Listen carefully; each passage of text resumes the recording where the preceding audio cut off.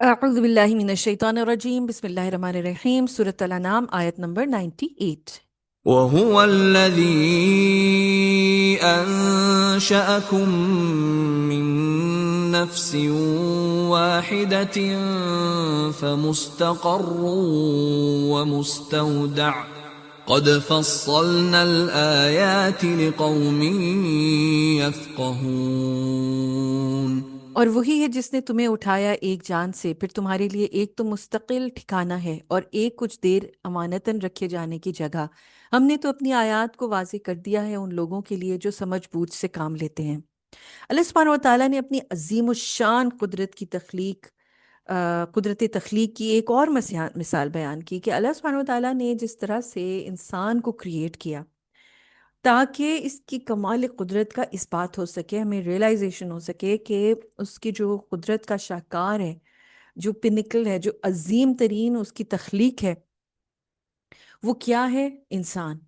اور انسان جو ہے اس کو صرف آدم علیہ السلام سے پیدا کیا، ایک آدم علیہ السلام سے، اور وہ اس طرح کہ باپ کی پیٹھ سے نطفے کو پیدا کیا اور پھر اسے ماں کے رحم میں پہنچا دیا، جہاں وہ تخلیق اور نمو یعنی نشو و نما کے مختلف مراحل سے گزرتا ہے اور پھر انسان بن کر پیدا ہوتا ہے۔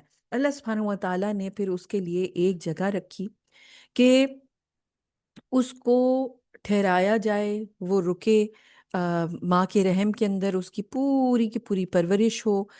انسان پھر پیدا ہوتا ہے، اس کے اندر جب روح پھونکی جاتی ہے، اس سے پہلے ماں کے رحم کے اندر ہی وہ پھر انسان ارتھ کے اوپر آتا ہے، اپنی زندگی گزارتا ہے۔ اس کے بعد پھر وہ واپس جو ہے وہ زمین کی طرف سونپ دیا جاتا ہے، اپنی قبر میں ڈال دیا جاتا ہے، اور پھر اس کے بعد اللہ سبحانہ و تعالیٰ ایک خاص وقت پہ اس کو واپس نکال لیتے ہیں قبر سے۔ اور ایک تو آپ دیکھیے کہ دونوں میں ایک سملیرٹی بھی ہے۔ ماں کے رحم کے اندر وہ ٹھہرتا ہے اور اس کو ایک زندگی ملتی ہے، پہلی زندگی جس کے اندر وہ زمین کے اوپر آتا ہے، دنیا میں آتا ہے، اور پھر وہ قبر کے اندر لٹایا جاتا ہے۔ تو یہ بھی آپ دیکھیے، زمین جو ہے اس کو مدر ارتھ کہتے ہیں، مدر نیچر کہتے ہیں۔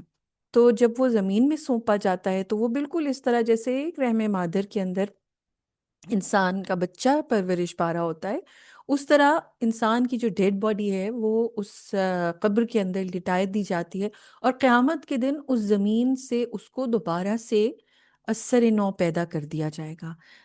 وہ اس میں سے جس طرح سے نکلے گا، اور بالکل جیسے انسان پیدا ہوتا ہے اس کے نہ کپڑے ہوتے ہیں، جو اسی طرح سے وہ بغیر ختنہ انسان جو ہے وہ پیدا ہوگا، وہاں پہ نہ اس کے کوئی کپڑے ہوں گے نہ کچھ، اور وہ اس طرح قیامت کے دن جو ہے وہ نکلے گا۔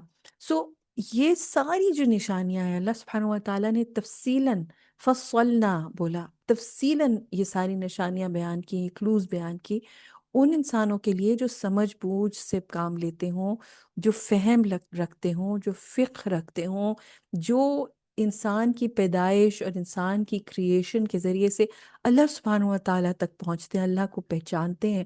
ہر ایک بچے کا پیدا ہونا اللہ کی کریشن کے اوپر دلیل ہے، اللہ کی پرفیکشن کے اوپر دلیل ہے، اور پروف ہے کہ اللہ سبحانہ و تعالیٰ کے علاوہ کوئی اور خالق، مالک، مدبر نہیں ہو سکتا۔